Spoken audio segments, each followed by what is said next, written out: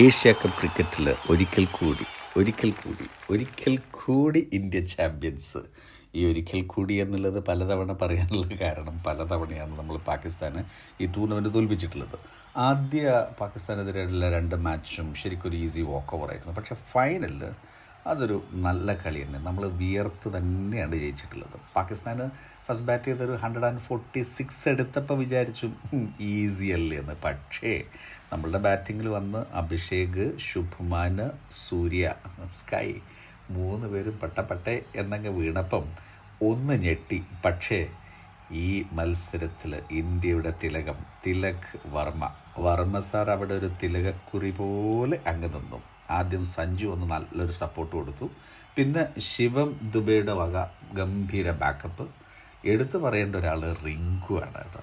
ഈ ടൂർണമെൻറ്റിൽ റിങ്കുവിനെ ഫേസ് ചെയ്തിട്ടുള്ളത് ഒരേ ഒരു പന്ത്. അത് ഈ ടൂർണമെൻറ്റിലെ അവസാനത്തെ ബോൾ. ആ പന്തിൽ ഇന്ത്യയെ ജയിപ്പിച്ചുകൊണ്ട് റിങ്കുവിൻ്റെ വക ഒരു ബ്യൂട്ടിഫുൾ ബൗണ്ടറി. ഈ ടൂർണമെൻറ്റിൽ റിങ്കുവിൻ്റെ സ്ട്രൈക്ക് റേറ്റ് നോക്കുകയാണെങ്കിൽ 400. ഇനി തിലക് വർമ്മയെക്കുറിച്ച് തന്നെ പറയാം. 53 പന്ത്, 3 boundary, 4 massive 6. Tilak unbeaten 69.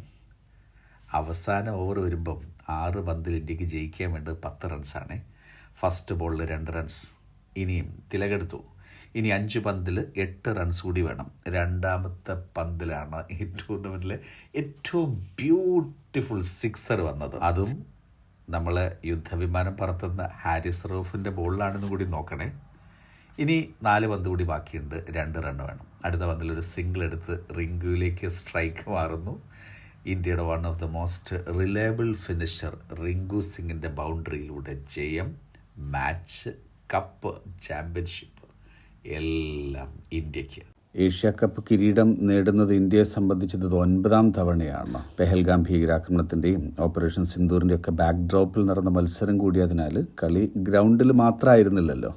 Pakistani കളിക്കാർക്ക് ഷെയ്ക്ക് ഹാൻഡ് നൽകില്ല എന്ന ഇന്ത്യൻ ക്യാപ്റ്റൻ്റെ നിലപാട്, അതിനെതിരെ പാകിസ്ഥാൻ്റെ പ്രതിഷേധം, കളിക്കാൻ വരില്ല എന്ന് പറഞ്ഞ് പാകിസ്ഥാൻ ടീം മെമ്പേഴ്സ് ഹോട്ടലിൽ തന്നെ തുടർന്നത്, ഇന്ത്യൻ യുദ്ധവിമാനങ്ങൾ പാകിസ്ഥാൻ വെടിവെച്ച് വീഴ്ത്തി എന്ന് ധ്വനിപ്പിക്കുന്ന രീതിയിലുള്ള പാകിസ്ഥാനി കളിക്കാരുടെ അംഗവിക്ഷേപം, അതേ അംഗവിക്ഷേപങ്ങളോടെ ജസ്പ്രീത് ബുംറ ഫൈനൽ പാകിസ്ഥാന് മറുപടി നൽകിയതൊക്കെയായി ഏറെ അവരോഹണങ്ങൾ കണ്ട ടൂർണമെൻറ്റിന് അതിനുചിതമായ രീതിയിലുള്ളൊരു ക്ലൈമാക്സ്.